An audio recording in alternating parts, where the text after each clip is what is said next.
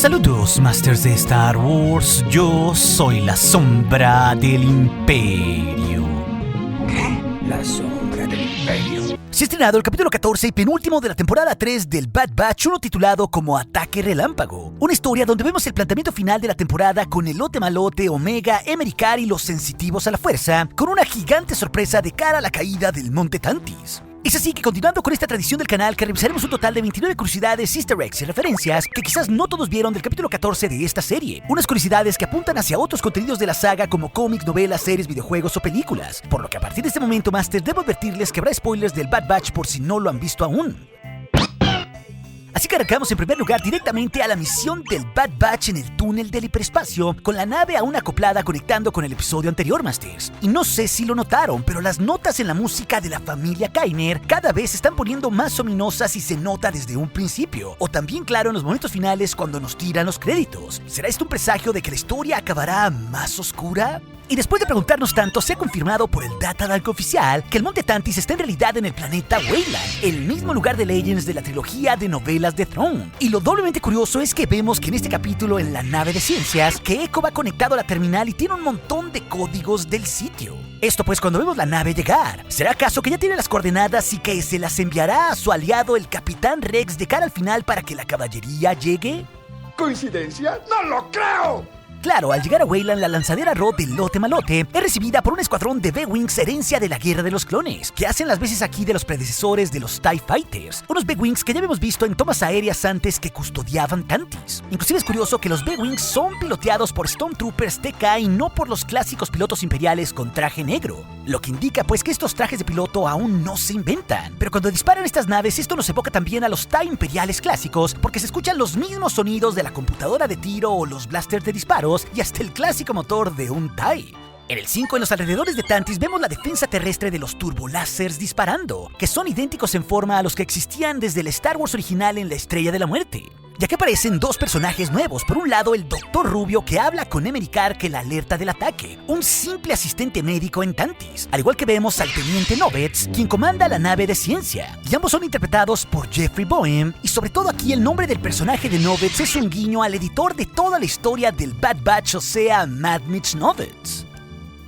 Y tras el daño que recibe la lanzadera de los clones en medio de la persecución, aquí Hunter enciende el piloto automático para abandonarla. Y en la pantalla vemos una leyenda en Auravesh que dice control automático iniciado. En esta secuencia, en la incursión a la base forestal enemiga, hay otra rima más como ha pasado esta temporada hacia el regreso del Jedi, ya que el lote malote en su nave es perseguido por los B-Wings enemigos que sirven netamente como scouts. Y los héroes saltan de su nave en el terreno boscoso antes de ser destruida para continuar su camino a pie. Y esto es casi idéntico a como en la luna de Endor, Leia y Luke fueron perseguidos por Scout Troopers en sus Speeder Bikes y también saltando de sus Speeders a máxima velocidad para que estas después se destruyan. Todo pues montado de forma muy similar, aunque unos con naves y otros con Speeders, Masters. Y Echo en la nave de ciencias para descender al hangar de Tantis hace un Han Luke, ya que al Trooper inconsciente le roba su traje para infiltrarse en la estación, igual como Han y Luke hicieron en el episodio 4 en la Estrella de la Muerte. Lo doblemente curioso es que Echo va con todo y su mano cyborg, aunque claro después consigue un repuesto de mano gracias al droide que abate. En el 10 es significativo que Crosshair diga que ya estuvo ahí y que ese lugar no se olvida,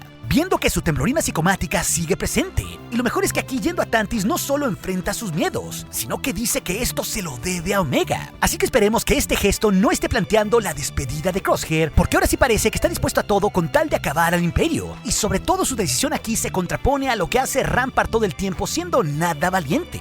Y ojo, algo que nos recuerda cómo el Imperio todo lo que toca lo deja gris y sin color, como pasa con casi todo en Tantis, tanto con los presos o con los troopers, es ver aquí dos Lat Gunships que revisan la nave caída, ya que estos, si nos fijamos, no tienen grafitis ni alegorías coloridas como pasaba en la Guerra de los Clones, sino que ahora todos están pintados como uno más del ejército imperial, un recordatorio de estos tiempos menos civilizados a diferencia de la época de la República y los Jedi. En la selva, Rampart señala que Crosshair solía creer que los buenos soldados cumplían órdenes. Y esto claro evoca al clásico lema de los clones que vimos desde Clone Wars, pero sobre todo en las temporadas pasadas con el propio Crosshair, cuando él sirvió al Imperio por convicción y no dejaba de repetir como perico ese lema.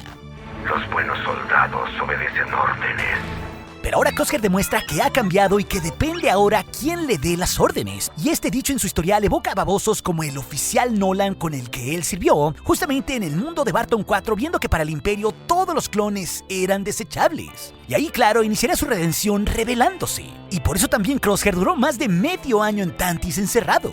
Pero esto también conecta con la historia de Rampart, ya que en las 2 temporadas pasadas primero fue ascendido como vicealmirante y luego tuvo a cargo el proyecto Manto de Guerra para tener reclutas humanos en lugar de clones. Y justo con esto él destruyó Camino en el proceso, pero cuando al Imperio ya no le fue útil, él fue usado como un chivo expiatorio ante el Senado por la caída de Camino, llevándolo así hasta un campo de concentración. Así que los dos, tanto Crosshair como Rampart, son pruebas vivientes de cómo el Imperio te usa mientras le sirvas. En el 15, durante la infiltración de Echo, vemos que se conecta a una terminal con su mano cyborg y él ve una serie de planos de la base tratando de buscar a Omega. Esto pues casi idéntico a como en Una Nueva Esperanza, R2-D2 al lado del resto se conectó en una terminal en la Estrella de la Muerte y vio todos los planos de esa estación para así ver dónde rayos estaba el bloque de detención con la princesa Leia encerrada. Aquí en esencia pasa lo mismo pero con Omega, así que de nuevo hay una rima evidente entre la saga. Y nuestra criatura misteriosa del día, ya clásicas en esta serie, como fueron antes los Lurkas, las vidas reptantes o el Braithian que domó Ventress, pues hoy nos tocó ese oso rubio de Tantis que enfrentó el Bad Batch, cuyo nombre Masters es un Dryax. Justo las mismas bestias contra las que peleaban los Lurkas como Patcher, que delimitaban tal cual el perímetro de Tantis. Y lo mejor en un gran cameo es que cuando Omega incursiona en los túneles, vemos a la mítica bestia Silo clonada que vuelve. Recordemos que esta la vimos en el capítulo 11 de la temporada 2 titulado Metamorfosis y estuvo suelta y haciendo caos en un mundo remoto, con el Imperio y el maldito Scorch silenciando a los testigos. Y justo esta Masters es un clon de la bestia Silo original que vimos en Clone Wars y que también hizo un completo caos en la capital de Coruscant. Lo doblemente curioso es que en los cómics sabemos que más tarde Vader y Kylo Ren en diferentes momentos del tiempo enfrentarían con sus propios ejércitos a una bestia Silo, una que incluso podría ser esta misma si llega a sobrevivir, o una también completamente nueva. Así que los Silo no estarán del todo extintos en el futuro de la saga a pesar de esta serie, Masters. Ojo que en Tantis la mantienen a raya, durmiéndola con los mismos poderosos láseres que la detuvieron en la temporada 2 por medio de las naves de ciencia, porque hay que recordar que esta bestia se alimenta de energía. ¿Y será esto el portento de una bestia Silo liberada de cara al final que pueda salirse de control como ya ha hecho antes? ¿Y que eso pueda causar la caída final del Monte Tantis? Parece que sí, Masters. Después de todo, hasta el Dr. Hemlock tiene un historial de experimentos que se salen de control, como también vimos en el capítulo 2 con su centro de vidas reptantes, que tal cual fue bombardeado en el pasado. Algo que sospechábamos desde entonces y que podría ser justicia poética al final. Además, Omega implica al final que desatará algo grande en Tantis. ¿Quién te dijo? Yo te dije. ¿Quién te dijo? Yo te dije.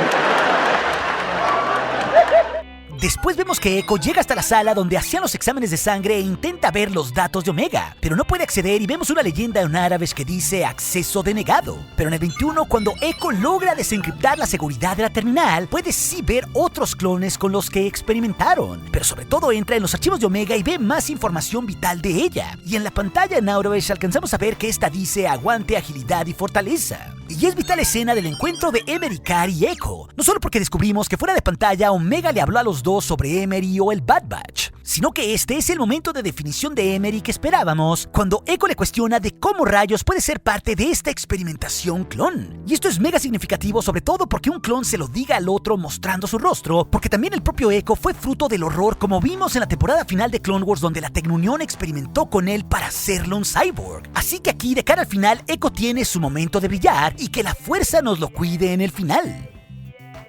Y lo mejor es que lo sembrado en la duda de Emery toda esta temporada, sintiendo empatía por Omega o con los niños sensitivos, por fin eclosiona, justo en el momento correcto de cara al final ayudando a Echo. Así que parece que esto provocará una fuga masiva de Omega, los niños sensitivos, los clones y de paso también la bestia Silo.